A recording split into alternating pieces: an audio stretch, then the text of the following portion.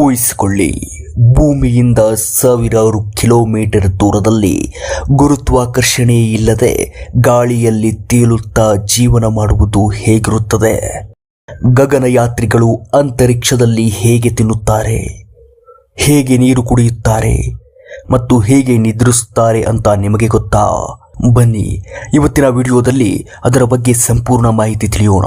ನಮಸ್ಕಾರ ಸ್ನೇಹಿತರೆ, ನಮ್ಮ ಚಾನೆಲ್ಗೆ ಸ್ವಾಗತ. ಇವತ್ತಿನ ವಿಡಿಯೋದಲ್ಲಿ ನಾವು ಇಂಟರ್ನ್ಯಾಷನಲ್ ಸ್ಪೇಸ್ ಸ್ಟೇಷನ್ ISS ನಲ್ಲಿ ಗಗನಯಾತ್ರಿಗಳ ದಿನಚರಿ ಹೇಗಿರುತ್ತದೆ ಎಂದು ನೋಡೋಣ. ಗಗನಯಾತ್ರಿಗಳು ನಿದ್ರಿಸುವುದು ಹೇಗೆ? ಹೌದು, ಭೂಮಿಯ ಮೇಲಿನಂತೆ ಅವರು ಹಾಸಿಗೆಯ ಮೇಲೆ ಮಲಗಲು ಸಾಧ್ಯವಿಲ್ಲ.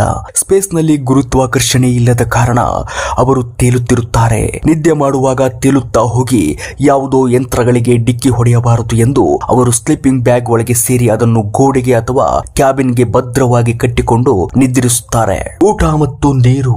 ಸ್ಪೇಸ್ ನಲ್ಲಿ ಊಟ ಮಾಡೋದು ಒಂದು ದೊಡ್ಡ ಸಾಹಸವೇ ಸರಿ. ಅಲ್ಲಿ ಪ್ಲೇಟ್ ನಲ್ಲಿ ಊಟ ಹಾಕಿಕೊಂಡು ತಿನ್ನಲು ಆಗುವುದಿಲ್ಲ, ಏಕೆಂದರೆ ಎಲ್ಲವೂ ಗಾಳಿಯಲ್ಲಿ ತೇಲುತ್ತದೆ. ಅದಕ್ಕಾಗಿ ಅವರಿಗೆ ವಿಶೇಷವಾಗಿ ಪ್ಯಾಕ್ ಮಾಡಿದ ಮತ್ತು ಒಣಗಿಸಿದ ಆಹಾರವನ್ನ ನೀಡಲಾಗುತ್ತದೆ. ಇನ್ನು ನೀರು ಕೂಡ ಗ್ಲಾಸ್ ನಲ್ಲಿ ನಿಲ್ಲುವುದಿಲ್ಲ, ಅದು ಗುಳ್ಳೆಗಳಂತೆ ಗಾಳಿಯಲ್ಲಿ ತೇಲುತ್ತದೆ. ಗಗನಯಾತ್ರಿಗಳು ಆ ಗುಳ್ಳೆಗಳನ್ನ ಬಾಯಿಯಿಂದ ಕ್ಯಾಚ್ ಹಿಡಿಯುತ್ತಾರೆ ಅಥವಾ ಸ್ಟ್ರಾ ಮೂಲಕ ಹೀರುತ್ತಾರೆ. ಇನ್ನು ಶೌಚಾಲಯದ ಬಳಕೆ. ಗಗನಯಾತ್ರಿಗಳು ಶೌಚಾಲಯವನ್ನ ಹೇಗೆ ಬಳಸುತ್ತಾರೆ ಎಂಬುದು ಎಲ್ಲರಿಗೂ ಕಾಡುವಂತಹ ದೊಡ್ಡ ಪ್ರಶ್ನೆ.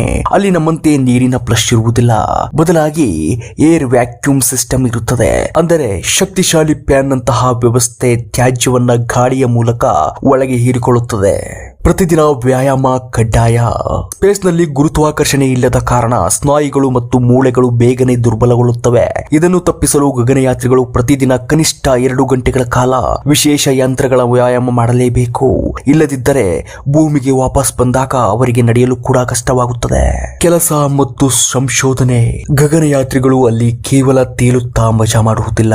ದಿನದ ಬಹುಪಾಲು ಸಮಯವನ್ನ ವೈಜ್ಞಾನಿಕ ಪ್ರಯೋಗಗಳು, ಹೊಸ ಸಂಶೋಧನೆಗಳು, ಸ್ಪೇಸ್ ಸ್ಟೇಷನ್ ನ ರಿಪೇರಿ ಹಾಗೂ ನಿರ್ವಹಣೆಗಾಗಿ ಮೀಸಲಿಡುತ್ತಾರೆ. ನೋಡಿದ್ರಲ್ಲ ಸ್ನೇಹಿತರೆ, ಗಗನಯಾತ್ರಿಗಳ ಜೀವನ ಹೊರಗಡೆಯಿಂದ ನೋಡೋದು ಎಷ್ಟು ರೋಮಾಂಚನಕಾರಿಯಾಗಿದೆಯೋ, ಒಳಗಡೆ ಅಷ್ಟೇ ಸವಾಲುಗಳಿಂದ ಕೂಡಿರುತ್ತದೆ. ಅವರ ಈ ಕಠಿಣ ಪರಿಶ್ರಮಕ್ಕೆ ಒಂದು ಸಲಾಂ ಹೇಳಲೇಬೇಕು. ಈ ಮಾಹಿತಿ ನಿಮಗೆ ಇಷ್ಟವಾಗಿದ್ದರೆ ದಯವಿಟ್ಟು ವಿಡಿಯೋವನ್ನ ಲೈಕ್ ಮಾಡಿ, ನಿಮ್ಮ ಸ್ನೇಹಿತರೊಂದಿಗೆ ಶೇರ್ ಮಾಡಿ ಮತ್ತು ಬಾಹ್ಯಾಕಾಶದ ಇಂತಹ ಇನ್ನಷ್ಟು ರೋಚಕ ಮಾಹಿತಿಗಳಿಗಾಗಿ ನಮ್ಮ ಚಾನೆಲ್ಗೆ ಸಬ್ಸ್ಕ್ರೈಬ್ ಆಗುವುದನ್ನು ಮರಿಬೇಡಿ.